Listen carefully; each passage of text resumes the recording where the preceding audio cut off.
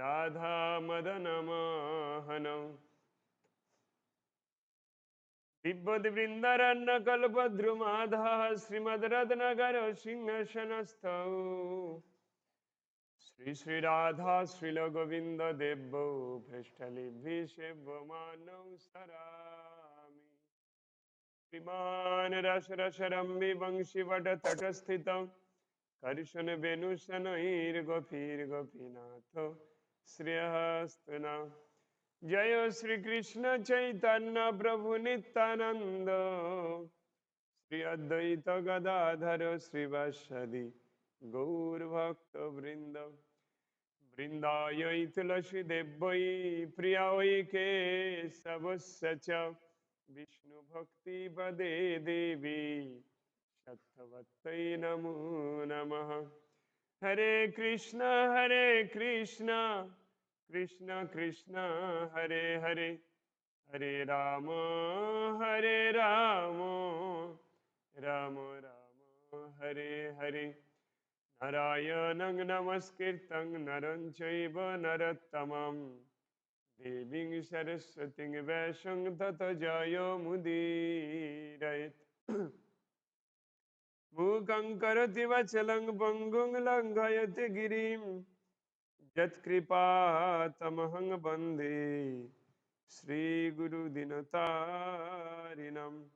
परमानन्दमाधवं श्रीचैतन्य ईश्वरं नष्टप्रायेषु अबद्धेषु नित्यं भगवतो सेवया भगवते उत्तमश्लोके भक्तिर्भवति नैष्टिकी ॐ नमो भगवते वासुदेवाय ॐ नमो भगवते वासुदेवाय ॐ नमो भगवते वासुदेवाय সবাই বলো तमेव माता च पिता तमेव बन्धुश्च सखा तमेव विद्या द्रविणं तमेव सर्वं मम देवो तस्माच्च तेन नमिरत्महत्मन् गरीयसे ब्रह्मणः पैदिकत्रे अनन्तदेवेश जगन्निवास तदहं तदसत्तत् परं যৎ। হে পরমাত্মা, এমনকি তুমি ব্রহ্মা থেকে শ্রেষ্ঠ, তবে তোমাকে সবাই কেন নমস্কার করবেন না? তুমি আদি এবং পরমেশ্বর। হরে কৃষ্ণ। কার মনে আছে দেখি আমাদের কতদূর ক্লাস হয়েছিল, কোন অধ্যায় চলছিল? আমাদের ক্লাস চলছিল, বলো। পঞ্চদশ 15তম অধ্যায় হবে। 15 অধ্যায় শেষের দিকে তো শোনা যাচ্ছে না প্রভু 15তম অধ্যায় হবে, 15তম। এখানে কোনো ডিস্টার্ব হচ্ছে?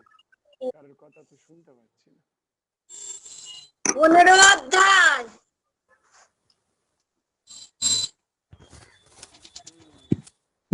15 ঠিক বলেছে। আমি কারোর কথা এখান থেকে শোনা যাচ্ছে না কেন বুঝতে পারছি না। এখানে কি সাউন্ড অফ আছে?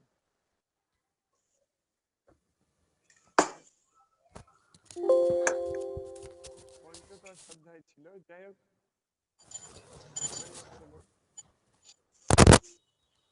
পঞ্চদশ অধ্যায় ছিল। তো আমরা পঞ্চদশ অধ্যায়ের পুরো প্রথম থেকেই শুরু করছি, শেষ দিকেই ছিল, আমরা প্রথম থেকেই শুরু করব।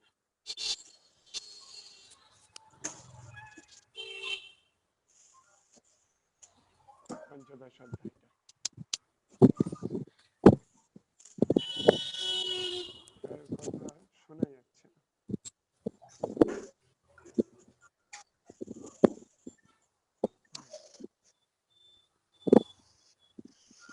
বলো দেখি, অন্য ফোন থেকে এসছি, শুনতে পাবো।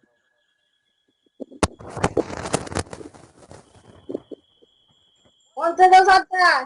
হ্যাঁ, পঞ্চদশই ছিল। পঞ্চদশ অধ্যায়ের শেষের দিকে। শ্রী ভগবান উবাচ, সবাই বলো। ঊর্ধ্বমূল মধ শাখা মসৎসং প্রাহুরাভয়ম ছন্দাংশি যস্য পর্ণানি যস্তং বেদ স বেদবিদ। পরমেশ্বর ভগবান বললেন, ঊর্ধ্বমূল ও অধোশাখা বিশিষ্ট একটি অব্যয় অসত্য বৃক্ষের কথা বলা হয়েছে। বৈদিক মন্ত্রসমূহ সেই বৃক্ষের পত্র স্বরূপ। যিনি সেই বৃক্ষটিকে জানেন তিনি বেদজ্ঞ। ঊর্ধ্বমূল বৃক্ষের লতাপাতা, বৃক্ষের বডি সাধারণত তার লতাপাতা ঊর্ধ্বমুখী থাকে এবং তার মূল নিম্নমুখী থাকে। কিন্তু জগতে এমন এক বৃক্ষ রয়েছে যার মূল হলো উল্টো দিকে এবং যার শাখা শাখা প্রশাখা লতাপাতা নিম্ন দিকে। বৈদিক মন্ত্রসমূহ সেই বৃক্ষের পত্র স্বরূপ। এই যে বৈদিক যে মন্ত্রগুলো ওই বৃক্ষের পত্র স্বরূপ, ওই বৃক্ষের পাতাগুলো হচ্ছে বৈদিক মন্ত্র। যিনি সেই বৃক্ষটিকে জানেন তিনি বেদজ্ঞ। যিনি সেই বৃক্ষটিকে জেনে গিয়েছেন তিনি বেদজ্ঞ। কি সেই বৃক্ষ? শাখা গুণ প্রবিদ্ধা বিষয় প্রবালা অধস্য মূলান্নানু সংততানি কর্মানুবন্ধিনি মনুষ্য লোকে। এই বৃক্ষের শাখাসমূহ জরা প্রকৃতির 3টি গুণের দ্বারা পুষ্ট হয়ে অধোদেশ এই বৃক্ষের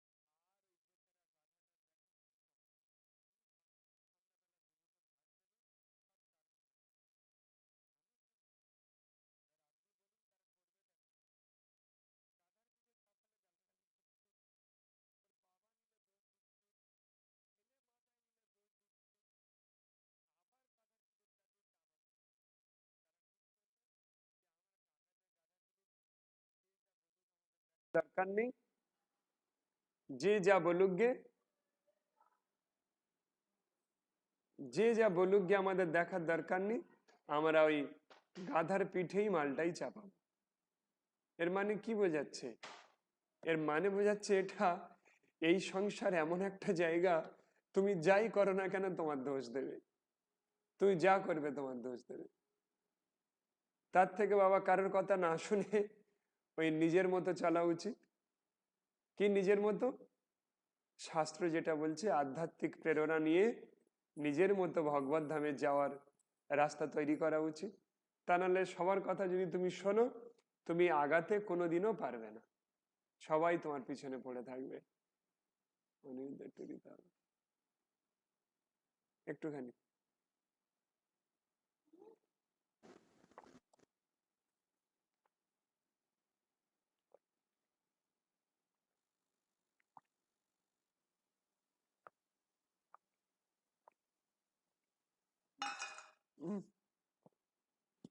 আর খাবো না, মধ্যে দিয়ে আস।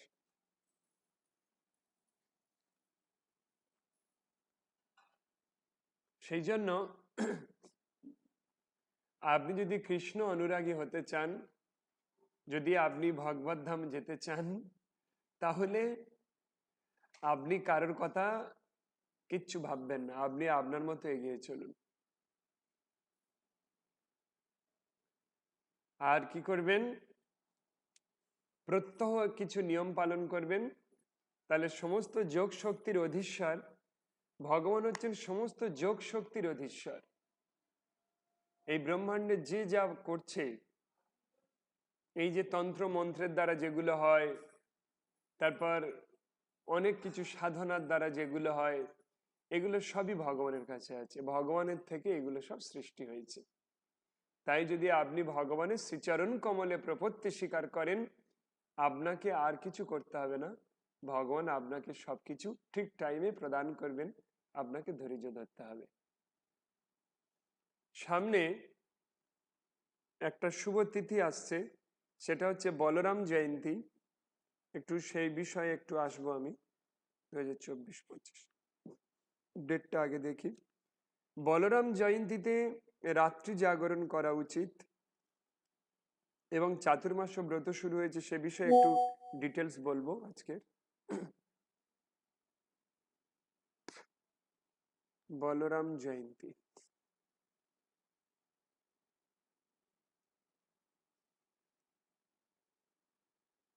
ঝুলন যাত্রা সমাপ্ত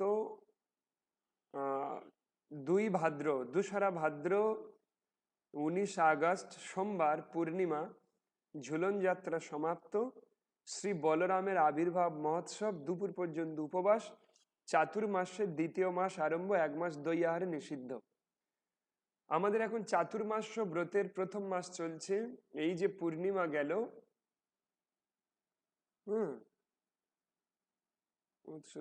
চাতুর দ্বিতীয় মাসে 1 মাস দই আহার নিষিদ্ধ। এই সময়ে শাক খাওয়া নিষিদ্ধ। কালকের বলেছিলাম শাক 1 মাস খেতে নেই, পূর্ণিমা টু পূর্ণিমা। কেউ একাদশী টু একাদশী করতে পারে, বিগত পূর্ণিমা থেকে সামনের পূর্ণিমা পর্যন্ত যারা যারা শাক খেয়ে ফেলেছেন, আর পূর্ণিমা পর্যন্ত যে কটা দিন পাবেন কেউ শাক খাবেন না। কারণ 4 মাসের একটা ব্রত শুরু হয়েছে, এই ব্রত যদি কোনো মানুষ করে, কোনো জীব যদি করে, সে যত ব্রহ্মঘাতীও যদি অপরাধী হয়, তাহলে সে ভগবদ্ধাম প্রাপ্ত হবে তার 100%, এবং সে ভগবানের কাছে ফিরে যাবে, জাতি ধর্ম বর্ণ নির্বিশেষে। তাই প্রথম মাসে আমাদের শাক আহার নিষিদ্ধ, এবং বিজ্ঞান সেটা রিসার্চ করে দেখছেন যে যদি কোনো ব্যক্তি এই মাসে শাক খায় না, কেন খেতে নেই? কারণ এই মাসে এই বর্ষার প্রকোপে কিছু কীট পতঙ্গ সৃষ্টি হয়, যারা ওই শাক পাতাতে জন্ম নেয়, এবং এই আগুনের দ্বারাও সেই ভাইরাসগুলো ধ্বংস হয় না। তাই যদি কোনো ব্যক্তি এই 1 মাস শাক খায়, তাহলে কিন্তু তার দুর্ভাগ্য আসবে। কি দুর্ভাগ্য? শারীরিক বিভিন্ন অসুস্থতা শুরু হবে, ওই ভাইরাসগুলো অ্যাটাক করবে। তাই এই 1 মাস শাক খেতে নেই, সুস্থ থাকলে তবে তো ধর্ম করবে। তারপর সামনের যে পূর্ণিমা 19শে আগস্ট, 2রা ভাদ্র, আজকের হচ্ছে 30শে জুলাই, 19শে আগস্ট বলরাম জয়ন্তী। ওই সময় বলরামের আবির্ভাব। বলরাম হচ্ছেন অনন্ত শেষ নাগ, যে শেষ নাগের পৃষ্ঠে ভগবান কৃষ্ণ শায়িত থাকেন, আর লক্ষ্মী দেবী যার পদসেবা করেন, সেই সাপটাই হচ্ছেন বলরাম। হ্যাঁ, অতীব ভয়ঙ্কর, অতীব শক্তিশালী, মহাজ্ঞানী।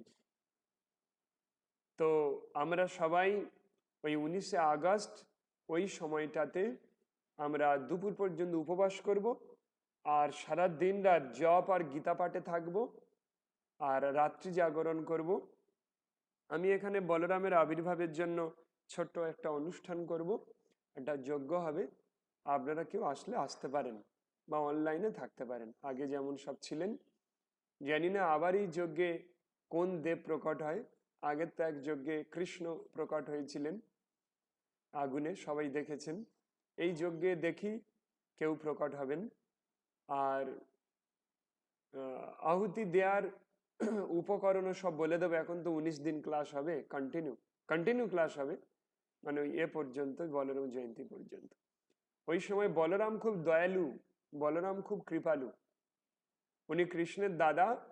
কৃষ্ণকে পাওয়ার জন্য যা যা সিস্টেম আছে তিনি সবই জানেন, সবই তিনি বলে দিতে পারেন এবং হৃদয়ে প্রকাশ করে দিতে পারেন। তাই আমরা সবাই ওই দিনটা বিশেষভাবে কাটাবো। এবং তার আগে আরেকটা বিষয়, ঝুলন যাত্রা শুরু হবে 31 শ্রাবণ, 16ই আগস্ট শুক্রবার। হ্যাঁ, গৌর একাদশী। এটা শ্রাবণ মাস চলছে নাকি? এটা শ্রাবণ তো, 16ই আগস্ট না, এটা বাংলা কি মাস?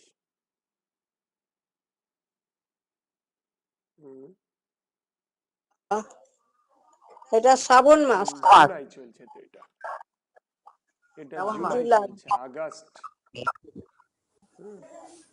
জুলাই 30 তারিখ।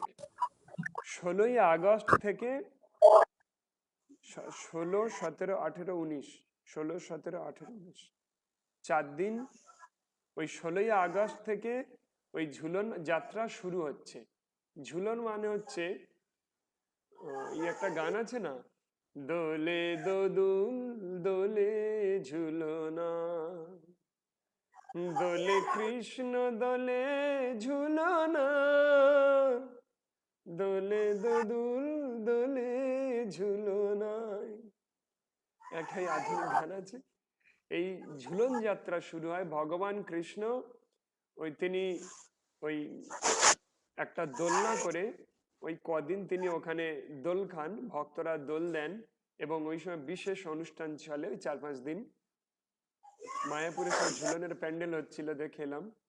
তো আমাদের এখানে ছোট করে ঝুলন যাত্রা হয়। এখানে দড়ি দিয়ে একটা সুন্দর করে লতা পাতা দিয়ে সাজানো হয়। ভগবান কৃষ্ণকে প্রত্যেকদিন দোল দেওয়া হয়, ওখানেই আরতি হয়। এক বিশেষ তিথি। ঝুলন যাত্রা নিয়ে কালকের বলবো, ঝুলনের মাহাত্ম্য। আর 16ই আগস্ট থেকে 19শে আগস্ট পর্যন্ত ঝুলন যাত্রা চলবে। 16, 17, 18, 19, 4 দিন। তো এই 4 দিনে আমরা বিশেষ অনুষ্ঠানে থাকব, বিশেষ জপ তপ কীর্তনে থাকব। আর কি কি নিয়ম পালন করতে হবে আমাদের ভক্তদের জীবনে সেটা একটু বলবো প্রাত্যহিকভাবে। আর বলে নি, পরের মাসে পূর্ণিমা থেকে, তার পরের পূর্ণিমা পর্যন্ত 1 মাস দই খাওয়া নিষেধ।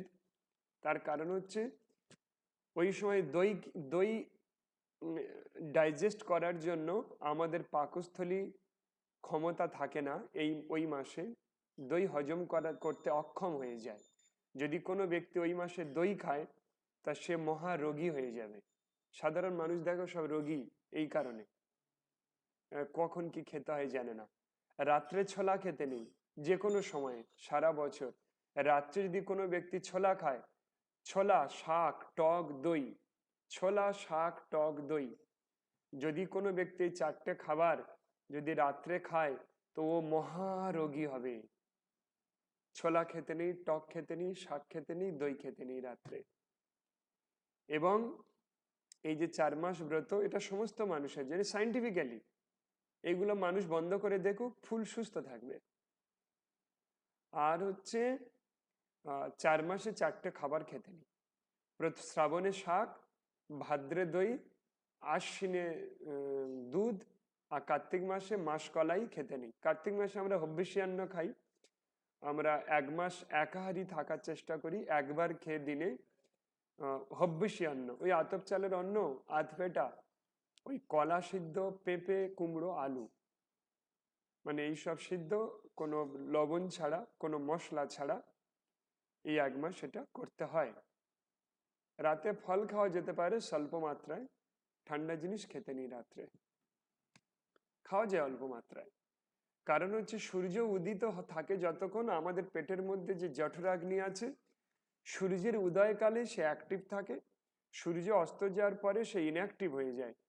তাই রাত্রে এমনি খাওয়া নিষেধ। আমাদের মঠ মন্দিরের সব ভক্তরা রাত্রে 1টা 2টো রুটি খায়, কেউ খায় না, আর একটু গরম দুধ খায়, কেউ জল খায়, এইভাবে শুয়ে পড়ে।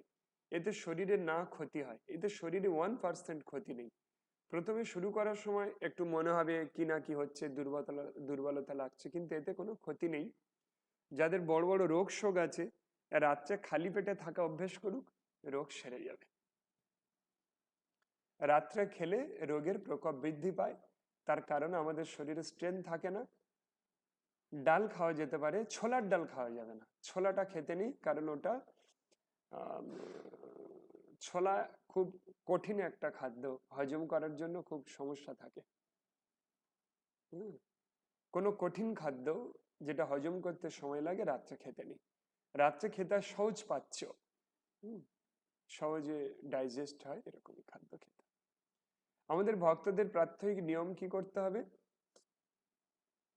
প্রথম নিয়ম, তাকে জপ করা, 16 মালা জপ করা খুবই জরুরি। আর সময় নেই, কারণ মৃত্যু আমাদের দিকে এগিয়ে আসছে। প্রত্যেক দিন একদিন করে আয়ু কমে যাচ্ছে। তাই 16 মালা জপ করা সবাই প্র্যাকটিস করো। 16 মালা জপ।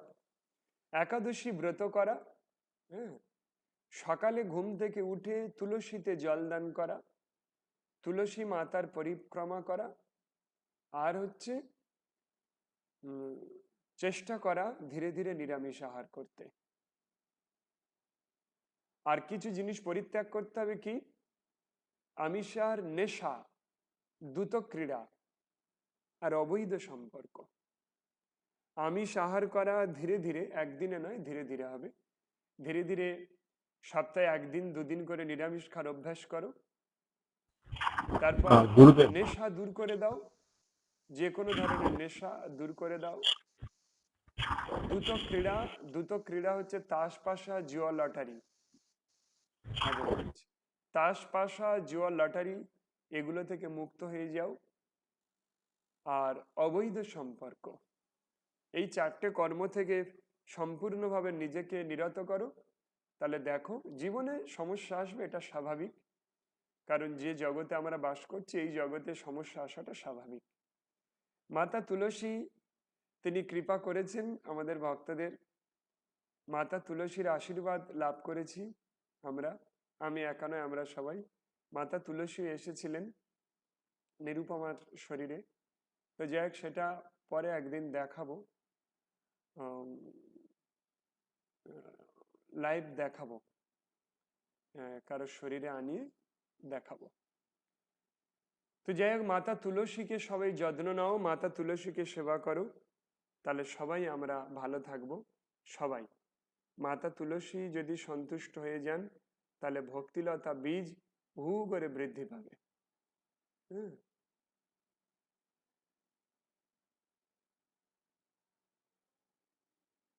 এখানে কারো সাউন্ডটা পাচ্ছি না কেন বুঝতে পারছি না, কিছু একটা সেটিং ডিস্টার্ব হয়ে আছে।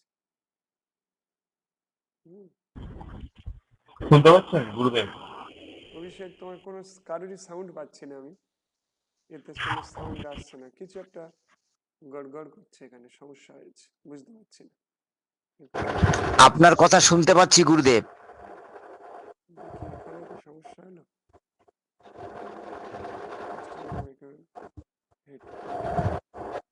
আপনার কথা শুনতে পাচ্ছি আমরা। আপনার কথা শোনা যাচ্ছে?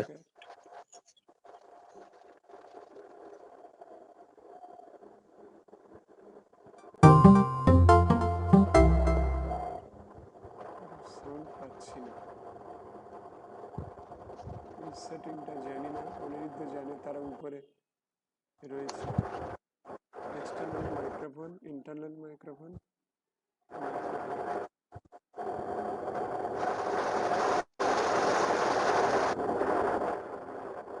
আমার কথা সবাই শুনতে পাচ্ছ তো? আপনার কথা শোনা যাচ্ছে। তোমাদের কারোর কথা শুনতে পাচ্ছি না। যাই হোক, আমি সেটিং করতে পারিনি। ভোরবেলা ওঠার উপায় হচ্ছে রাতে সংকল্প করে ঘুমাতে যেতে হয় এবং অ্যালার্ম দিয়ে দেবে, আর একটু রাতে একটু তাড়াতাড়ি শুতে হয়। যদি রাত 12টায় তুমি ঘুমাতে যাও তো ভোরবেলা কি করে উঠবে? 10টা 11টার মধ্যে শুয়ে পড়া উচিত, যার ফলে 4টে 5টার মধ্যে উঠলে যথেষ্ট। অসুবিধা হলে 5টায় উঠো, ওতেই যথেষ্ট। সূর্য ওঠার পূর্বে ঘুম থেকে উঠলে খুব ভালো। বিশেষ ব্রহ্ম মুহূর্ত চলে, এই সময় সমস্ত পজিটিভ শক্তিগুলো থাকে, যার ফলে আমাদের আধ্যাত্মিক চেতনা, আমাদের জীবনের সমস্ত কিছুর উন্নতি সাধন হয়। হ্যাঁ, আচ্ছা, আমরা এখন করব, সংকল্প চলে যাব। ওম তৎসদিতি শ্রীমদ্ভগবদ গীতাসু ব্রহ্ম বিদ্যায়াম জগৎশাস্ত্রে কৃষ্ণ অর্জুন সংবাদে শ্রীমদ্ভগবদ গীতা পঞ্চদশ অধ্যায় পঞ্চদশ অধ্যায় পুরুষোত্তম যোগ নামঃ। সবাই বলে অদ্য শ্রী শ্বেত বরাহকল্পে বৈবস্বত মন্বন্তরে অষ্টবিংশতি কলিযুগে প্রথম পাদে